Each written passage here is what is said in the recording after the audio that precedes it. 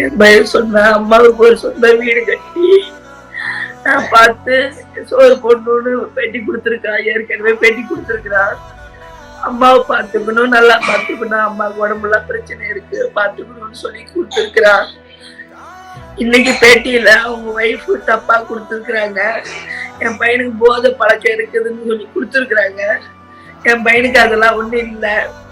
இவங்க சண்டை பிரச்சனையால இவங்க ஏதோ சண்டை போட்டிருக்கிறாங்க. தம்பி சண்டை போட்டிருக்கிறதுனால என் பையனை இவ வீட்டுக்கு விட்டுட்டு போறாளேன்னு சொல்லி போன ஸ்பீட்ல தான் என் பையன் அடிப்பட்டு இவங்கனாலதான் என் பையன் செத்து போயிட்டான். இன்னைக்கு நான் அடிச்சு சொல்றேன். வேற சேனல்ல நான் சொல்லு தம்பி, இந்த சேனல்ல ஏன் சொல்றேன்னா என் பையனை தப்பா சொல்லிட்டாங்க.